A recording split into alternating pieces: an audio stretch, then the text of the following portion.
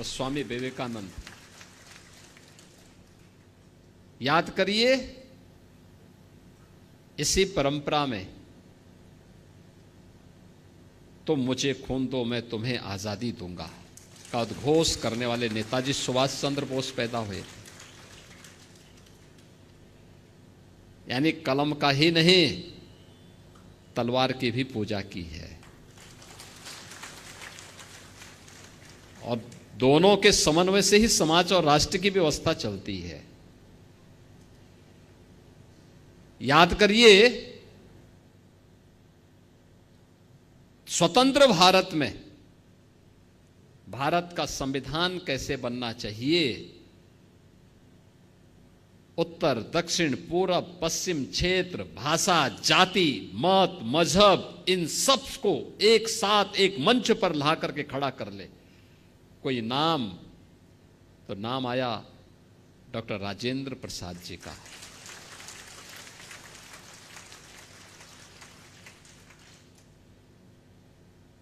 Doctor Rajendra Prasad ji का। स्वतंत्र भारत में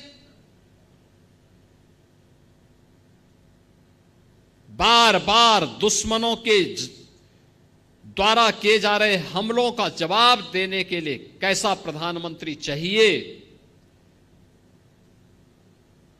तो लाल बहादुर शास्त्री ने 1965 में पाकिस्तान को नाकों चने चबवा करके स्वतंत्र भारत में पाकिस्तान को उसकी औकात दिखाने का काम भी किया था।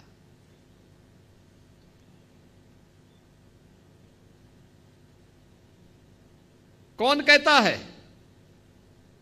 कि कायस्थ समाज केवल अपने कारोबार तक ही सीमित है, केवल कलम तक ही सीमित है। 1975 में जब लोकतंत्र का गला घोंटने का काम किया था, तब जयप्रकाश नारायण जी आगे आए थे। क्रांति का संघनाद उन्होंने किया था। और जब लोग ये बोलते थे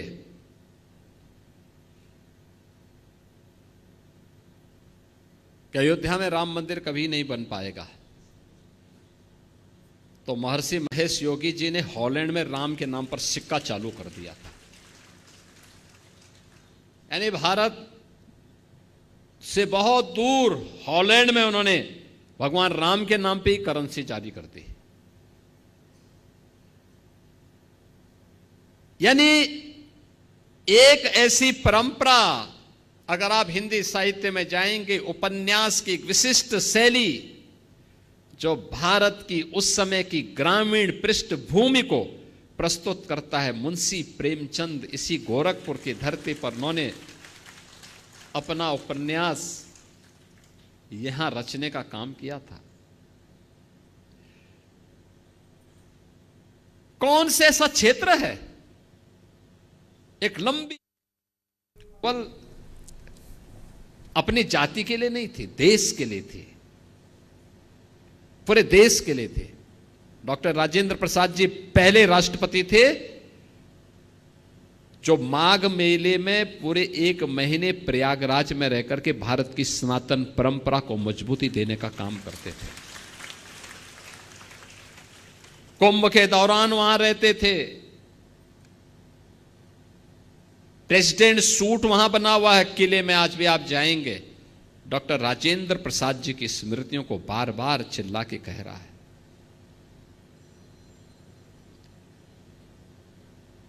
यानी इतनी विशिष्ट व्यवस्था। हम जब प्रयागराज में जाते हैं, वहां पर सबसे पुरातन संस्थाओं में से कायस्थ पाठशाला, आप जाइए कितनी संस्थाओं का संचालन हो रहा है।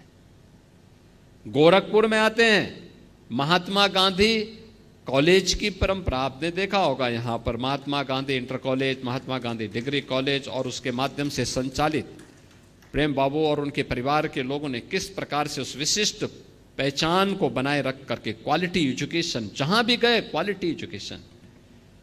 लेकिन ऐसा नहीं कि केवल उसमें कायस्थ के ही बच्चे पढ़े हों, ऐसा नहीं कि केवल वहां पे केवल कायस्थ के ही बच्चे नौकरी करते हों। पूरा समाज कर रहा है, सबके लिए दिया है। हां, विशिष्ट योगदान इस समाज ने किया, इस समाज के महापुरुषों ने योगदान किया। नेताजी सुभाष चंद्र बोस का योगदान पूरे समाज के लिए था। कौन सा ऐसा क्षेत्र है, वह विज्ञान का हो, पर्यटन का हो, चिकित्सा का हो, शिक्षा का हो, विधि का हो, हर क्षेत्र में पहले भी आज भी वह विशिष्ट योगदान उस रूप में चल रहा है। और यह विशिष्ट योगदान इसको अपने कार्यक्रमों का हिस्सा बना करके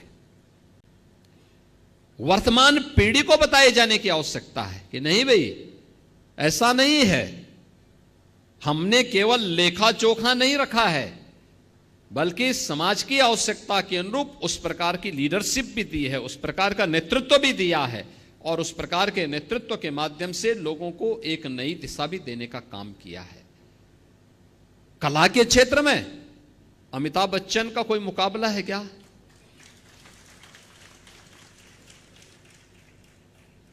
और आज भी आप मिलिए अमिताभ जी से, बहुत ही सहन, यानी कितनी सहजता के साथ। आज भी उनके मन में एक पीड़ा होती है, कहते हैं साहब मैं कहीं भी रहा हूं, लेकिन मैं उत्तर प्रदेश और प्रयागराज को या उत्तर प्रदेश को कभी भूल नहीं पाता हूं। कहीं भी जाता हूं लोग मुझे यही कहते हैं, मेरे गाने के अनुसार ही मुझे बोलते हैं कि छोरा गंगा किनारे वाला, यही कहकर के लोग मुझे आज भी स्मरण करते हैं। आप देखो ना, आज भी उनके मन में, यानी जिन्होंने कला जगत में अपनी एक नई पहचान बनाया हो, लेकिन मन में अपनी धरती के प्रति वही आत्मीयता का भाव, वही सहजता, वही सरलता। आपने देखा होगा गोरखपुर में शत्रुघ्न सिन्हा जी कई बार आए थे, कार्यक्रमों का हिस्सा बने थे। वही सहजता, वही सरलता, और इसीलिए समाज की पहचान बनती है ऐसे महापुरुषों से।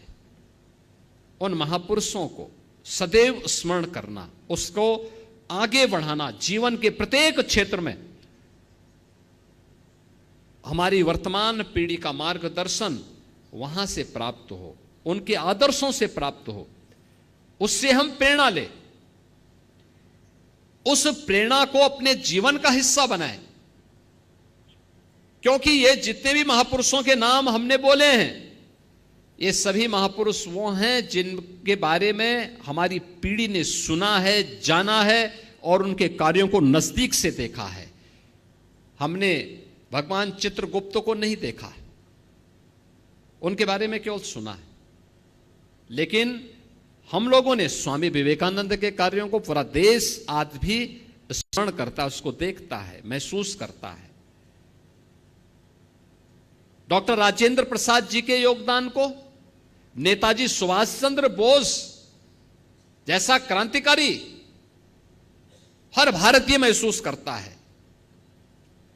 लाल बहादुर शास्त्री जी के योगदान को, जय जवान जय किसान का उनका नारा हर व्यक्ति स्मरण करता है। हर व्यक्ति के मन में जब नाम आता है, श्रद्धा से उसका मन झुक जाता है। मुंशी प्रेमचंद जी के बारे में कौन ऐसा साहित्य प्रेमी होगा जो श्रद्धा और सम्मान का भाव न रखता हो। यानी हर एक क्षेत्र में जो कार्य किया वो विशिष्ट था, और विशिष्ट कार्य को लेकर के हम सबको निरंतर अपने स्तर पर प्रयास करना चाहिए, हमारा प्रयास होना चाहिए।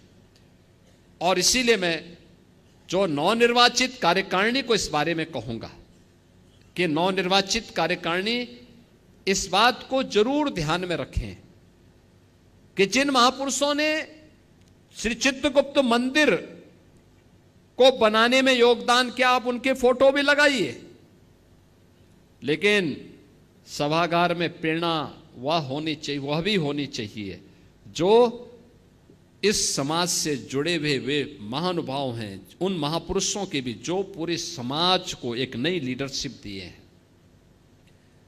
दूसरा, इस प्रकार की सामाजिक संस्थाओं के पदाधिकारी और सामाजिक संस्थाओं की भूमिका होनी चाहिए कि समाज के अच्छे कार्यों को हाईलाइट करना, और अगर कहीं कोई बुराई है उस बुराई को दूर करने के लिए अपने स्तर पर प्रयास करना,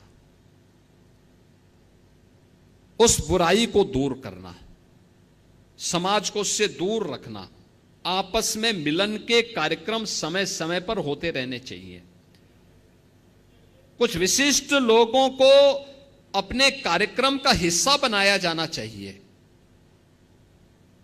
देश और दुनिया के अंदर समाज से जुड़े हुए कौन से लोग विशिष्ट योगदान दे रहे हैं, उसका भी लेखा जोखा आपके पास होना चाहिए। अगर ये सब कर लेंगे तो वास्तव में हमारी सामाजिक संस्थाएं अपने कर्तव्यों का निर्वहन करते हुए उन महापुरुषों के आदर्शों को अपने जीवन में अंगीकार कर पाएंगे, जिन महापुरुषों ने अपने योगदान से न केवल समाज को गौरवान्वित किया बल्कि राष्ट्र को एक नई दिशा दी थी। और श्री चित्रगुप्त महासभा एक प्रगतिशील सामाजिक संगठन होने के नाते इस दायित्व का निर्वहन करेगी, यह मुझे पूरा विश्वास है। अभी यहां पर हमारे वरिष्ठ अधिवक्ता से हरिनंदन श्रीवास्तव जी ने जो बात कही बख्शीपुर चौराहे के बारे में, मैंने महापौर जी से कहा है आप इसका प्रस्ताव बनाइए। और ये तो अच्छी बात है कि अगर चित्रगुप्त मंदिर सभा उस चौराहे के सुंदरीकरण के साथ जुड़ता है और उसके रखरखाव के साथ जुड़ता है, और ये दायित्व दिया जाना चाहिए, मंदिर सभा को दिया जाना चाहिए और भगवान चित्रगुप्त के नाम पर ही उसकी पहचान भी वहां पर बननी चाहिए। और सौभाग्य से वहां पर उस पूरे क्षेत्र में कलम और दवात की पूजा ही नहीं होती, बल्कि उसके बारे में पूरे गोरखपुर और इस पूरे क्षेत्र के लोग वहीं से खरीदारी करने के लिए भी आते हैं। उस रूप में भी उसको एक पहचान तो मिलनी ही चाहिए। यहां पर अन्य जो भी कार्य हों, हमें उन सभी सामाजिक कार्यक्रमों के साथ जुड़ना चाहिए, उन कार्यक्रमों को आगे बढ़ाते रहना चाहिए। और आपको तो वैसे भी यहाँ पे प्रतिनिधि के रूप में बहुत अच्छे लोग मिले हैं, महापौर जी भी यहाँ पर हैं, हरिनंदन जी भी हैं, सौरभ श्रीवास्तव भी हैं, और भी अन्य लोग हैं।